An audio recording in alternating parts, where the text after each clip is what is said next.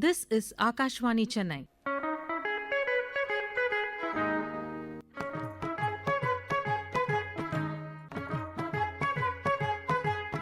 We bring to you a literary talk titled Hamlet, The Silence That Screams. The talk is presented by Miss A.Ann Esther, Assistant Professor of English from Alpha College of Arts and Science, Chennai.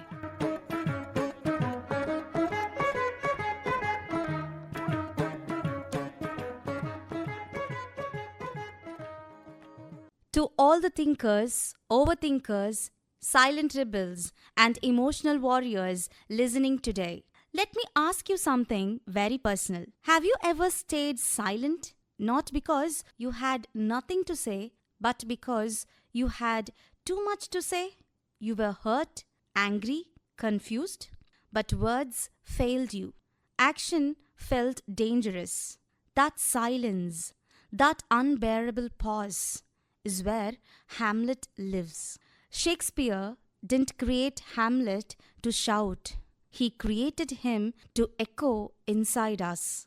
Let us step into the shadowed corridors of Elsinore, not to hear loud clashes of swords, but to listen to something far more disturbing: silence. Imagine a scream. Not the kind that shatters windows or echoes through halls. Not the theatrical howl of a villain caught red-handed. No. Imagine a scream that makes no sound at all. A scream locked inside a skull, pounding against bone, vibrating through every nerve, yet perfectly, cruelly silent. That, my friends, is Hamlet. That is the heart, or rather, the wound of Shakespeare's greatest tragedy, Hamlet. Today, I invite you to listen to the silence that screams. Because in Hamlet, silence is never empty. It roars, it accuses, it tortures, it kills. Let us begin at the very opening. Dark battlements, midnight, cold wind. The sentries are jumpy. They challenge each other.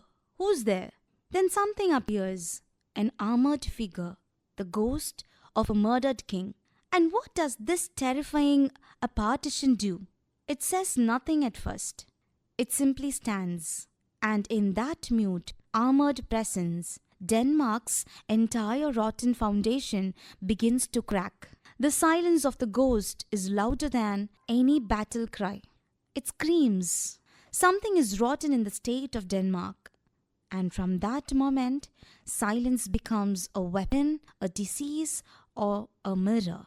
In a world filled with loud revenge, heroes who believe in instant action, Hamlet stands apart as a figure of delay, reflection, and moral awareness. When the ghost reveals the murder of King Hamlet, the audience expects swift vengeance, yet Hamlet pauses. This pause is not cowardice, it is ethical intelligence. Hamlet understands that action once taken cannot be undone. He lives in a morally unstable world where ghosts may deceive, kings may smile while hiding blood-stained hands, and mothers may love and betray simultaneously. In such a world, silence becomes caution and thought becomes survival. Hamlet refuses to become a murderer in the process of punishing one. His silence is therefore not empty. It is crowded with questions about justice, truth, faith, and consequences. Modern psychology helps us read Hamlet more clearly. He is a man suffering from complicated grief, moral anxiety, and existential exhaustion. His mind is overloaded because he sees too much and understands too deeply. When Hamlet says, "I have that within which passes show," he is declaring that his pain cannot be performed or displayed for public approval. His silence is a sign of inner turmoil, not emotional weakness. He's aware in a world that prefers ignorance. Everyone around Hamlet speaks endlessly. Claudius speaks diplomacy while hiding guilt. Polonius speaks wisdom without understanding. But no one truly listens. Hamlet listens, observes, and waits. In a corrupt society, silence itself becomes resistance. Even today, silence can be an act of rebellion, a refusal to perform fake happiness, a rejection of meaningless noise, a protest against moral compromise. Ironically, Hamlet speaks most when he is alone. His soliloquies are private therapy sessions where thought is honest because society is unsafe. To be or not to be is not merely a meditation on death, it is a cry of mental exhaustion, a fear of consequence, a question about whether existence itself is worth the struggle when action leads only to suffering. Hamlet is the voice of the modern mind trapped in an ancient revenge plot. He belongs to students burdened by anxiety, thinkers suffocated by corrupt systems, and individuals forced to smile while breaking inside. When Hamlet finally acts, it is not out of rage but out of clarity. And when he ends with the words, "The rest is silence," it is not defeat or emptiness, it is acceptance. It is the calm after unbearable mental noise. Hamlet teaches us that silence is not the absence of meaning, it is often the loudest form of truth. Hamlet's silence also works as a mirror held up to the society, exposing how uncomfortable people become when someone refuses to react predictably. The court expects a grieving son to either obey, forget, or explode in anger. Hamlet does none of these. His quiet observation unsettles Claudius more than open rebellion ever could. For instance, Hamlet's calm, ironic replies and sudden pauses make the king increasingly anxious because silence creates uncertainty. Claudius cannot read Hamlet's mind, and that unreadability becomes a form of power. Even in real life, we notice how silence during confrontation can shift control. The person who speaks less often forces the other to reveal more. Shakespeare uses Hamlet's silence to demonstrate that power does not always belong to the loudest voice in the room. Another important dimension of Hamlet's silence is his use of madness. By choosing silence at crucial moments and speaking nonsense at others, Hamlet protects his inner truth. This selective silence allows him to survive in a dangerous political environment. When he mocks Polonius, he is not merely being clever, he is using silence and ambiguity as shields. This reflects a psychological truth we still experience today. People often hide their true emotions behind humor, irony, or withdrawal because honesty feels unsafe. Hamlet's silence, therefore, is a survival strategy in a world that punishes sincerity. Silence also shapes Hamlet's relationship with Ophelia. His refusal to express love clearly, his abrupt withdrawal, and his harsh words create emotional confusion. Yet beneath this cruelty lies fear that intimacy will expose vulnerability and lead to further betrayal. Hamlet's silence here is tragic because it destroys what he wishes to protect. This shows us another side of silence. It can be both protective and destructive. Many relationships suffer not because of hatred, but because feelings remain unspoken. Shakespeare subtly warns us that silence, while powerful, carries consequences.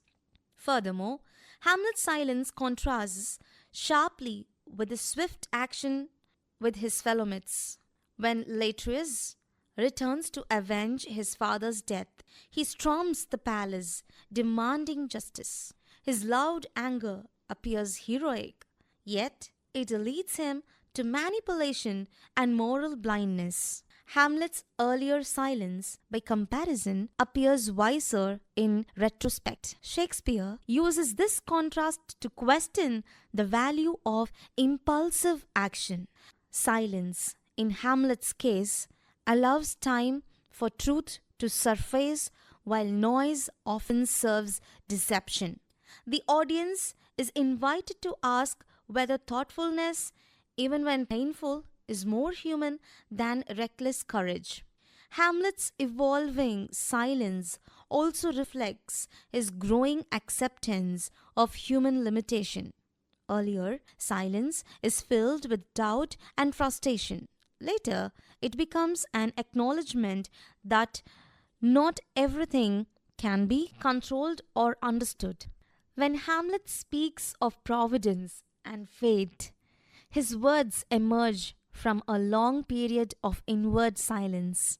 This transformation suggests that silence can be a path to wisdom. In a culture that equates constant expression with strength, Hamlet reminds us that maturity sometimes arrives quietly.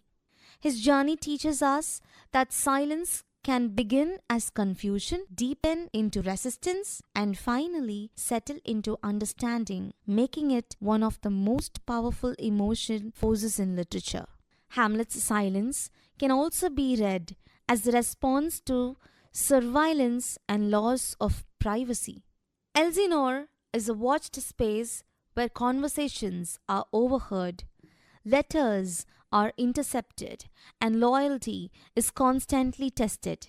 In such an environment, speaking freely becomes dangerous. Hamlet learns that silence protects autonomy. His pauses, half-spoken truths, and sudden withdrawals allow him to retain control over his inner life. This aspect of the play resonates strongly today in an age of constant observation where people censor themselves online and offline to avoid scrutiny. Hamlet's silence reminds us that withholding speech can be a way of preserving the self in an intrusive world. Silence also becomes Hamlet's way of testing others. By refusing to explain himself, he forces people to reveal their true intentions. Claudius grows increasingly fearful, Gertrude becomes defensive, and Hamlet's friends expose their betrayal through nervous questioning. This reversal of power shows how silence can destabilize false authority. Instead of being interrogated, Hamlet becomes the one who silently interrogates the world around him. Shakespeare uses this tragedy to suggest that silence can uncover truth more effectively than interrogation or accusation. Another powerful dimension of Hamlet's silence lies in his growing emotional maturity. Early silence is restless and agitated, but later silence becomes grounded and calm. When Hamlet accepts that readiness is all, his words emerge from a long, reflective quiet. This shift shows that silence is not static, it evolves. It can begin a confusion, deepen into resistance, and eventually settle into acceptance. Shakespeare presents silence as a process of inner education, shaping Hamlet into someone capable of facing death without fear. This transformation gives the play its philosophical depth. Ultimately, Hamlet's silence forces us to confront our own relationship with speech and action. In a world that celebrates instant reactions, public opinions, and constant noise, Hamlet asks us to pause. He invites us to consider whether silence can sometimes be wiser than speech and thought more powerful than impulse. His story challenges the idea that strength must always be visible or loud. Shakespeare's strategy in crafting the theme of silence as a screaming force in Hamlet is a multifaceted masterpiece of dramatic craftsmanship, one that anticipates modern psychological depth while rooted in Elizabethan theatrical conventions. Shakespeare's art of penning silence louder.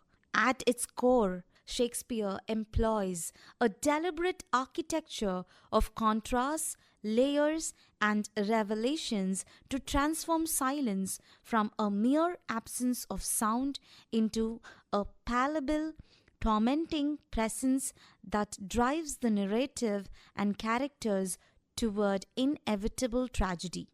This approach not only heightens the play's tension but also invites the audience into an intimate recess of the human psyche, making Hamlet a timeless exploration of inner conflict. Let's unpack this strategy step by step, examining how Shakespeare weaves silence into the fabric of the drama through structural devices, linguistic subtlety, and thematic resonance. First and foremost, Shakespeare masterfully utilizes soliloquies as portals into the silent scream, serving as both a narrative tool and a psychological release valve.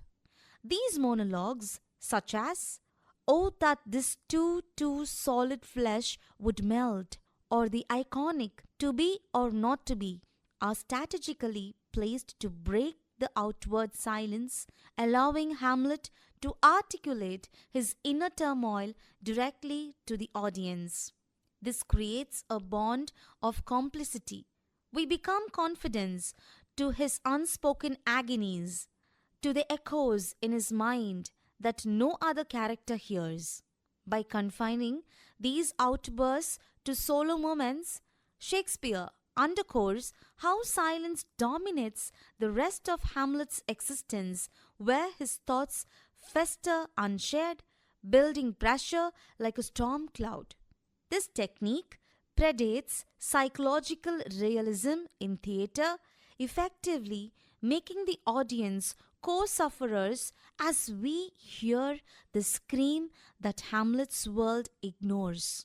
Complementing the soliloquies is Shakespeare's use of dramatic irony, a strategic layering that turns silence into a weapon of suspense and revelations.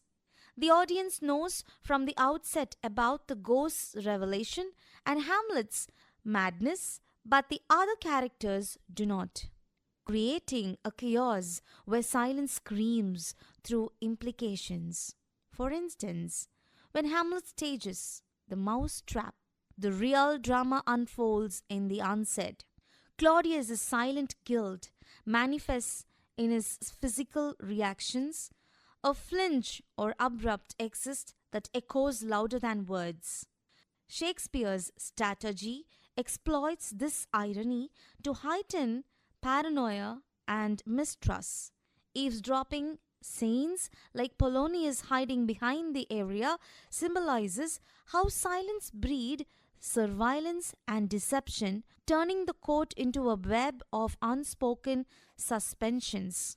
This ironic silence disturbs not just Hamlet's mind, but the entire dramatic structure, delaying resolution and forcing the audience to anticipate the scream's eruption. It is a calculated postponement. Critiquing, moreover, Shakespeare's linguistic strategy, his manipulation of language itself, elevates silence to a screaming entity through antithesis, ambiguity, and ellipsis.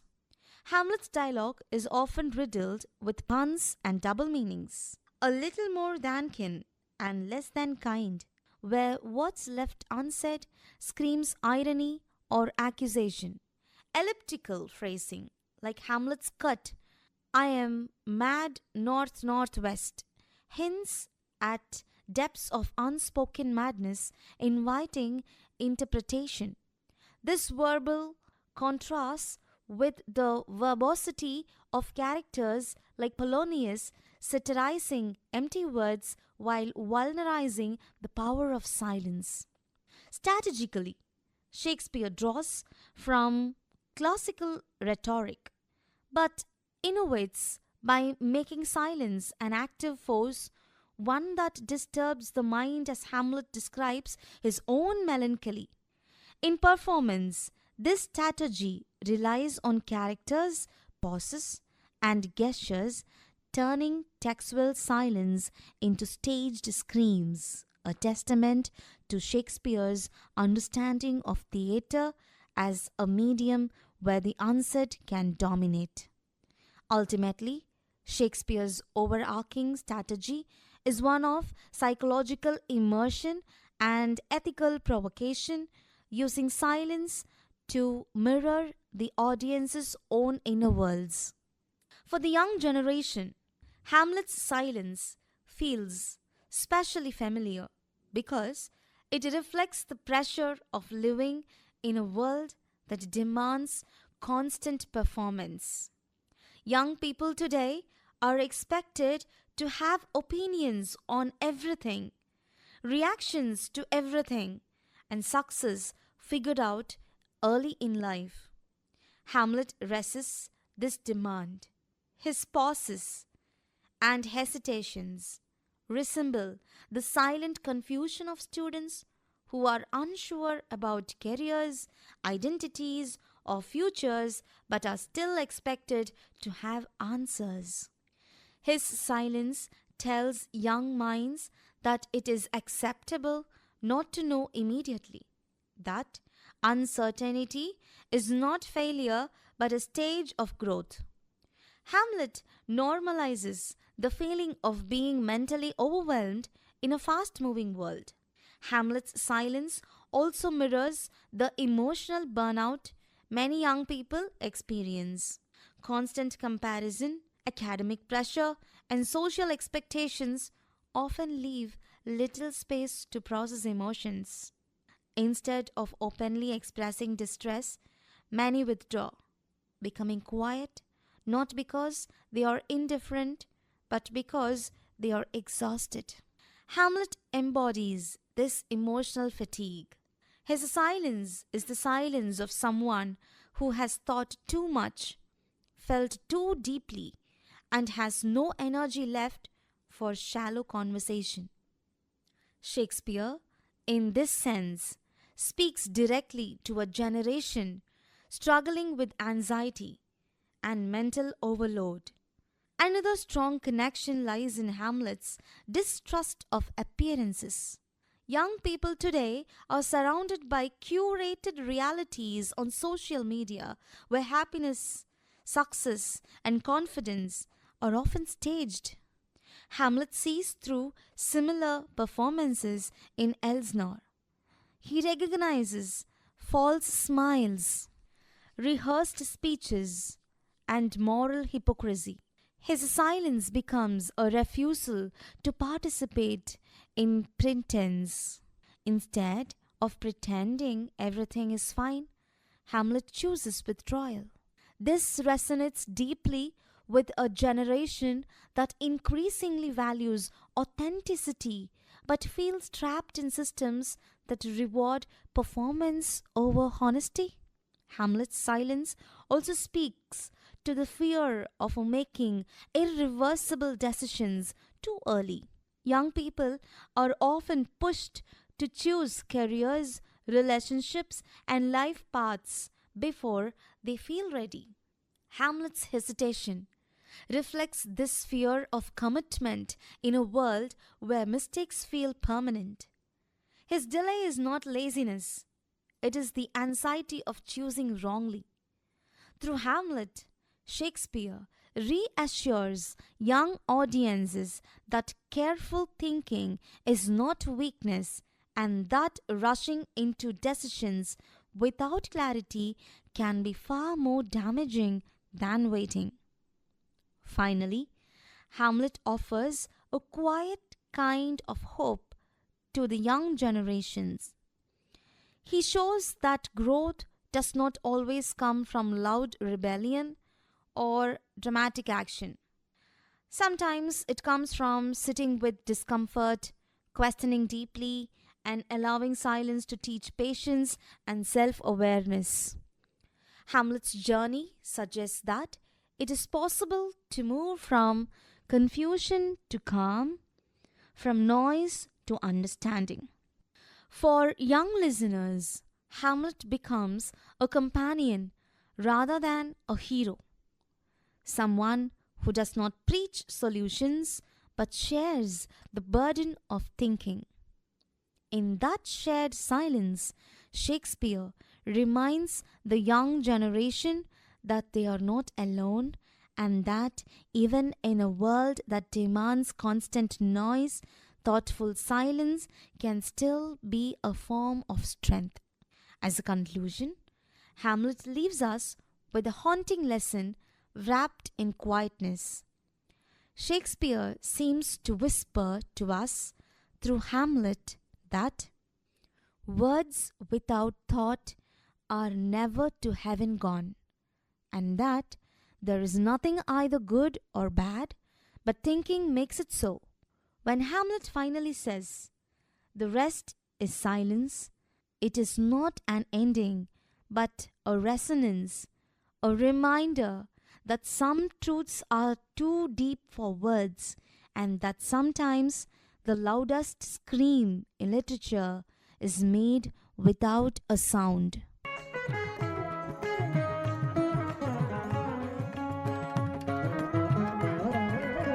And that was Miss A.Ann Esther, Assistant Professor of English from Alpha College of Arts and Science, Chennai, presenting a literary talk titled Hamlet, the Silence That Screams.